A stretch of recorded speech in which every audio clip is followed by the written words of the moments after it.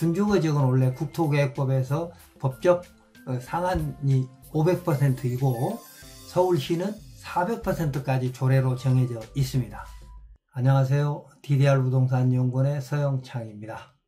이번 시간은 제3종 일반주거지역에서 소규모 재개발 사업을 하는데 임대주택을 지으면 용적률을 500%까지 올릴 수 있다고 합니다. 가능한 것인지와 그 사업에 대한 절차 및 유의사항을 알고자 합니다. 라는 질문입니다. 구독, 좋아요, 알림 설정 해주시고 제 설명에 대한 질문은 저희 DDR 네이버 카페로 지금 화면에 나오고 있는 네이버 카페로 해주시면 제가 성심껏 답변하도록 하겠습니다. 그리고 이 카페에는 대법원 판례라든지 기존의 어떤 질문, 답변들이 올라가 있으므로 부동산 개발에 관한 인허가 관련된 궁금증은 여기 안에서 대부분 소화할 수 있을 걸로 보입니다. 자, 이 사례를 보시면 여러분 다 토지이음 사이트 공부하고 계시죠? 그래서 토지이음 사이트에서 서울특별시 무슨 구, 무슨 동, 몇 번지 이렇게 클릭을 하시면 이런 토지용계 확인서가 나오는데 거기에 제일 중요하게 봐야 될 것이 국토계획법에 의한 용도지역이죠. 여기는 3종 일반주거지역입니다. 현재는. 그리고 대공방어협조구역이고요. 과밀억제권역입니다. 이런 곳에 대한 규제사항은 이 밑에 지역, 지구 등 안에서 행해지하는 내용이 있기 때문에 이런 걸 하나씩 클릭을 해서 여러분이 궁금한 점을 살펴보시면 될 것입니다. 자, 현재는 여기에는 3종 일반 주거지역이기 때문에 여기에서 행위 제한이 그리고 용적률이 250%입니다. 그런데 소규모 재개발 사업을 하면서 임대주택을 짓게 되면 500%까지 가능할 수 있다는 것이죠. 이 부분을 클릭을 하게 되면 이제 이음 지도가 나오죠. 그래서 지금 이 이음 지도에는 용도 지역이 여러 가지로 이제 나오는데 이곳이 사업 지역이니까 약 2,700제곱미터입니다. 2,700제곱미터이니까 이거 용도 지역이 3종 일반 주거지역이라고 돼 있죠. 그래서 3종 일반 주거지역을 클릭을 해보면 이렇게 주변에 3종 일반 주거지역이 나오는데 여기는 도정법에 의해서 도시정비법에 의해서 지금 사업이 한참 진행되고 있고요. 공사가 되고 있고 여기는 준주거지역인데 준주거지역은 다음 달에 준공할 정도로 지금 임박해 있습니다. 그런데 여기 준주거지역도 몇 년 전에는 3종 일반 주거지역이었습니다. 그런데 여기 준주거지역은 지역주택조합면서 청년 임대주택을 여기에다 지었기 때문에 준주거지역으로 용도지역이 상향되면서 준주거지역은 원래 국토계획법에서 법적 상한이 500%이고 서울시는 400%까지 조례로 정해져 있습니다. 그러니까 준주거지역으로 용도지역을 적용을 받으면 400%까지 지을 수 있다는 것이죠. 용적률을. 근데 거기다가 임대주택을 짓게 되면 500%까지 지을 수 있는 500% 이제 이하가 되는 것이겠죠. 그건 계산한 공식은 이제 별도로 규정되어 있으니까 500%까지 지을 수 있다. 이런 정도로 생각을 하시면 되겠고 지금 이 현장을 보면 지금 여기에 고속철도가 있는데 고속철도로부터 직선거리는 승강장으로부터 156.7제곱미터. 그러니까 역세권인 경우에는 소규모 재개발 사업을 할 수 있는 것이죠. 그러면 역세권에 대한 정의는 이 소규모 주택 정비법에도 있습니다. 원래 이 법령의 원 이름은 빈집 및 소규모 주택 정비에 관한 특례법인데 약칭 줄여서 우리는 소규모 주택 정비법이라고 하고 있습니다. 그래서 소규모 주택 정비법에 의해서 여러 가지 사업들을 하게 되는데 소규모 주택 사업들을 하게 되는데 그 중에 소규모 재개발 사업이 있습니다. 소규모 재개발 사업에 대한 정의는 소규모 주택 정비법 2조에 이렇게 돼 있죠. 역세권 또는 중공업 지역에서 소규모로 주거 환경 또는 도시 환경을 개선하기 위한 사업이라고 돼 있습니다. 그러니까 역세권인데 개념이 또 중요하겠죠. 역세권의 정의가 뭐냐? 역세권의 정의에 대해서는 이제 시행령에 보면 역세권에 대한 정의가 나옵니다. 시행령에. 그래서 역세권은 소규모 주택 정비 대상 사업 지역이라 그래가지고 대상 지역, 그래서 소규모 재개발 사업 그랬는데 다음 강목의 지역에서는 소규모 재개발 사업을 할 수 있다. 아까 역세권 또는 중공업 지역이라고 돼 있었잖아요, 법에서. 그런데 그것이 어느 곳이냐는 소규모 재개발 사업을 시행하려는 지역 면적 과반이, 그러니까 이곳은 면적이 사업 면적이 2,700제곱미터였습니다. 그 과반, 절반을 초과하는 것이 과반이죠. 과반이 철도 건설 및 철도 시설 유지에 관한 법률, 철도산업발전기본법 또는 도시철도법에 따라 건설 운용되는 철도역, 개통 예정인 것을 포함한다고 했습니다. 철도역의 승강장 경계로부터 반경 350m 이내인 지역으로서 그랬어요. 그러니까 위치는, 역세권의 위치는 이렇게 되어 있습니다. 승강장, 철도역의 승강장으로부터 350m 이내의 사업 면적의, 소규모 재개발 사업 면적의 절반 이상이 이 안에 들어있어야 한다는 거죠. 350m 이내에. 그런데 아까 우리는 어떻게 돼 있었습니까? 이음 지도에 봤더니 직선거리로 156.7제곱미터이죠. 끝이. 예?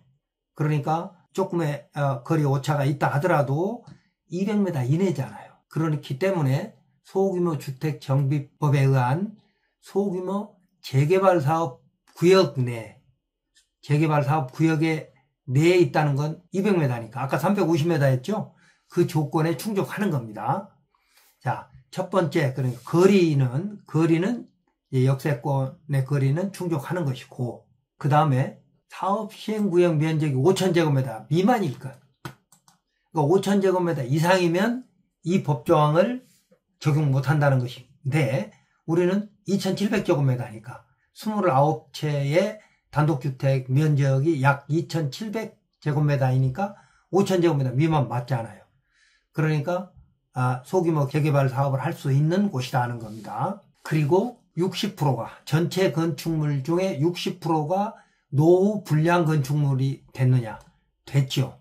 벌써 여기 뭐 4, 50년 이상 된 곳이니까 충분히 노후 불량 건축물에 해당될 수 있을 곳이고, 그 다음에 이제 해당 사업 시행구역이 국토교통부령으로 정하는 도로에 접할 것 그랬는데, 이 국토교통부령에 가보면 뭐 여러분이 또 별도로 보시면 되는데, 여기에는 하나의 도로에 접해 있을 때는 20m 이상의 도로에 접해야 되고, 둘 이상의 도로에 접해 있을 때는 4m 이상의 도로여야 되고, 그 중에 하나는 6m 이상이어야 된다라고 하는 규정이 이렇게 되어 있습니다. 그래서 이 규정은 이제 여러분이 이제 별도로 또 확인해 보셔도 되고요. 여러분이 지금 보이지 않을 수 있습니다. 그래서 하나의 도로에 접해 있을 때는 20m 이상. 그런데 여기 그림을 보시면 이게 이제 도로거든요. 이게 지금 현재 현황도로입니다. 현황도로. 그런데 도시계획시설 도로로 보면 이렇게 도로가 도시계획시설 도로죠. 그러니까 이웃에서 지금 35층 규모의 아파트 사업이 끝나고 나면 도로가 20m 이상의 도로가 여기에 저절로 만들어진다는 것이죠. 이 사업 부지는 도로에 대해서는 걱정할 필요가 없다. 조건에 맞다. 이 말입니다. 그래, 소규모 재개발 사업은 다음 강목의 지역에서 할 수 있다 그랬는데, 첫 번째는 반경 350m 이내에 사업 부지의 절반 이상이 있어야 되고, 그 다음에 노후주택이 60% 이상 돼야 되며, 20m 이상의 도로에 접했거나 하나에 접했거나 또는 4m하고 6m 도로 2개 이상의 도로에 접해야 되면서 사업부지 면적이 5,000제곱미터 미만이어야 되는 것이죠. 이게 소규모 재개발 사업의 사업 시행 요건에 해당되는 거죠. 자, 그래서 조건에는 맞는 것이고요. 그렇다면 사업의 진행을 보면 여기에는 이제 법에, 소규모 주택 정비법에 여러 가지 규정들이 있게 되는데, 그러면 사업 시행을 그럼 누가 어떻게 해야 될 거냐? 사업 시행은 원칙적으로 주민이 해야 되겠죠. 주민이 2,700제곱미터의 토지 등 소유자라고 합니다. 2,700제곱미터.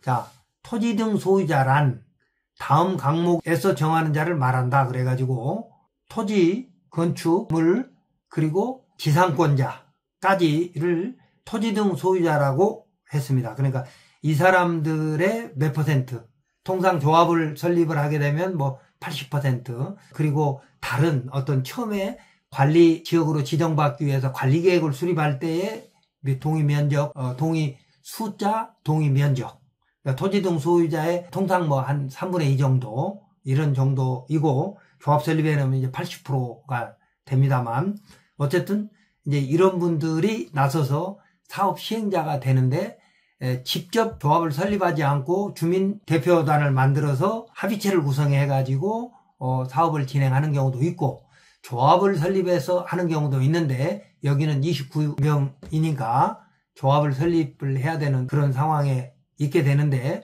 조합을 설립을 했을 때 어떤 장단점 문제도 있을 수 있습니다. 다만 법률에는 주민이 2명 이상이 할 수 있다라고 돼 있는데, 일반 주민들은 전문성이 많이 떨어지죠.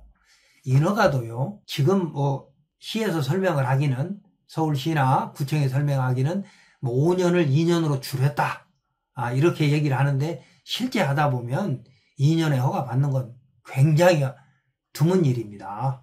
그래서 2년에서 5년이라 하더라도 뭐 5년, 10년 가는 경우도 있습니다.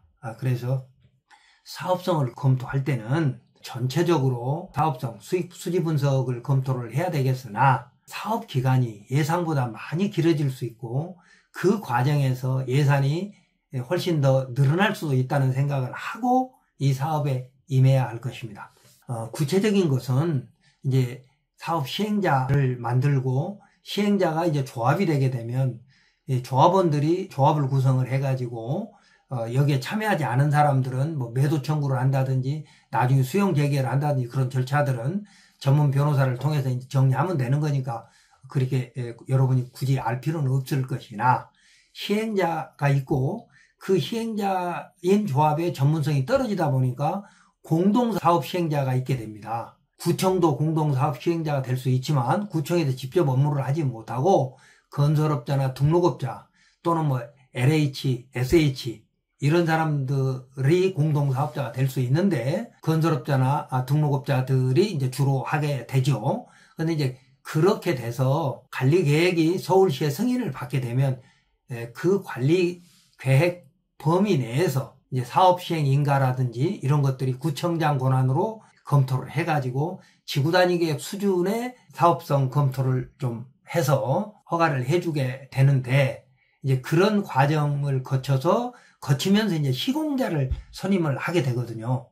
그래서 시공자를 선임을 했을 때 시공 보증서도 이제 받아야 되는 기는 합니다만, 이제 그 과정에서 뭐 건축비 단가가 상승할 수도 있고, 그래서 여러분들이 처음에 사업 계획을 누군가가 추진하기 위해서 세워왔을 때 그 비례율에 의해서 내가 현물 출자, 내가 현재 가지고 있는 토지와 주택을 현물 출자하고 나서 나중에 5년, 10년 후에 입주하면서 내가 돈을 돌려받을 수 있다라고 하는 게, 이게 이제 비례율에 근거해서 추가 분담금에 대한 계산이 나오거든요.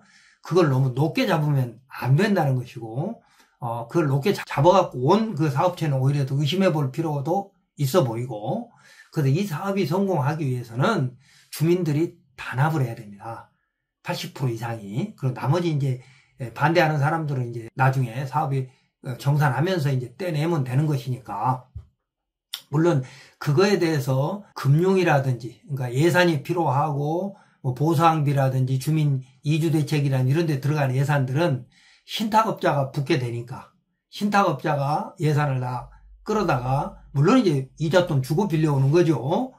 그래서 이자돈 주면서 빌려오는 어떤 그런 계산들은 신탁업자가 다 해서 이게 공동사업자로 오게 되니까, 또는 뭐 공동사업자가 신탁업자한테 의뢰해서 신탁이 이 사업에 참여하지 않으면 사업이 안 되는 겁니다. 그동안에 이제 하도 사고가 많이 나고 그러다 보니까 기본적으로 전문가들이 이제 몇 팀이 붙게 되죠.